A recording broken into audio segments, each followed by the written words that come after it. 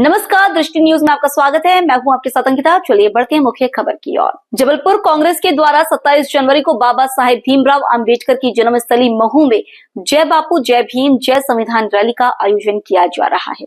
कांग्रेस द्वारा 27 जनवरी को बाबा साहेब भीमराव अंबेडकर की जन्मस्थली महू में जय बापू जय भीम जय संविधान रैली का आयोजन किया जा रहा है। इसकी तैयारी का जायजा लेने के लिए कांग्रेस के प्रदेश अध्यक्ष जीतू पटवारी, नेता प्रतिपक्ष उमंग सिंगार, पूर्व पीसीसी चीफ अरुण यादव और उप नेता प्रतिपक्ष हेमंत कटारे जबलपुर पहुंचे। इस दौरान पीसीसी चीफ जीतू पटवारी ने बीजेपी पर जमकर निशाना साधा। जीतू पटवारी ने पिछोर विधानसभा के बीजेपी विधायक प्रीतम लोधी के थानों में प्रतिनिधि नियुक्त करने पर कहा कि ये घटना कोई नई बात नहीं है, बल्कि यह बीजेपी के चरित्र को दर्शाता है। पटवारी ने आरोप लगाया कि बीजेपी सरकार में भ्रष्टाचार चरम पर है। उन्होंने कहा कि थानों में टीआई, कलेक्टर, एसडीएम या एसडीओपी जैसे पद पैसे के लेन देन के बिना नहीं मिलते और फिर उसके बदले जनता से वसूली कर लाल डायरी बनाई जाती है। जीतू पटवारी ने इसे संविधान और कानून के खिलाफ बताते हुए बीजेपी सरकार की कार्यशैली पर सवाल उठाए। वहीं बीजेपी द्वारा लगाए गए बाबा साहेब डॉक्टर भीमराव अंबेडकर के अपमान के आरोपों पर सफाई देते हुए कहा कि एआई के माध्यम से झूठे फोटोशूट करवाकर उसे प्रचारित करना और फिर गांधी और अंबेडकर के नाम का इस्तेमाल कर मीडिया को गुमराह करना बीजेपी का षड्यंत्र है।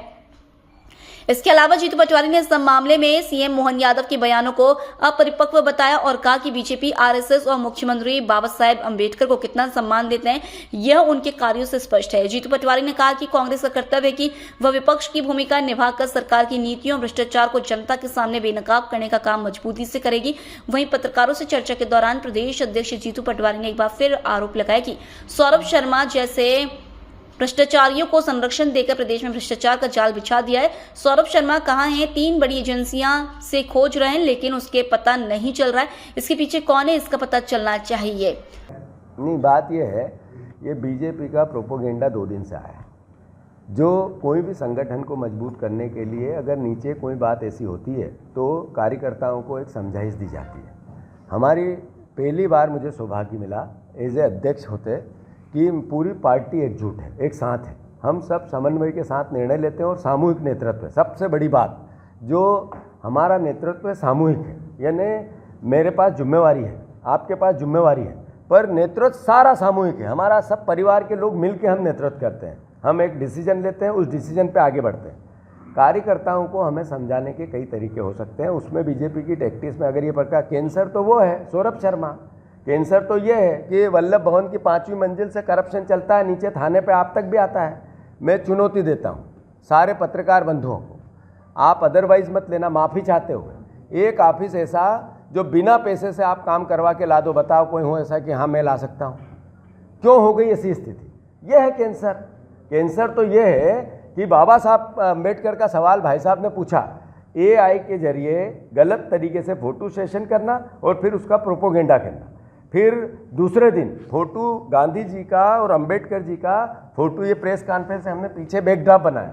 हमारे ऑफिस में पूरे फोटो महापुरुषों के ऊपर लगे हैं, उसको झूठ सच तरीके से मीडिया का मैनेजमेंट करना। ये दोनों इशू क्या है? गुमराह करने का। ये मुख्यमंत्री इस पे बयान देता है, मतलब मुख्यमंत्री जी का बयान देना ये कहता है कि उनकी अपरिपक्वता है। हम बाबा साहब अंबेडकर को जो लोग भगवान मानते हैं उनके साथ हैं। क्या बीजेपी, क्या मोहन यादव, क्या आरएसएस मोहन अंबेडकर को भगवान मानती है? क्या अंबेडकर जी को भगवान मानती है? क्या मैंने जैसे ही कहा चुप हो गई।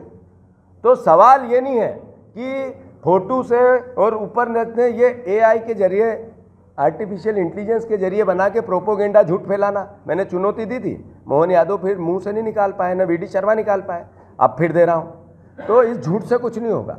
हमारा लक्ष्य है विपक्ष की भूमिका निभाना, उनका चेहरा बेनकाब करना। हम इनके जो कैंसर इनने पूरे प्रदेश में फैला दिया बेरोजगारी का, इनने कैंसर फैला दिया करप्शन का, इनने जो वादे एक भी वचन पत्र के पूरे नहीं किए, इससे बड़ी बीमारी क्या हो सकती है?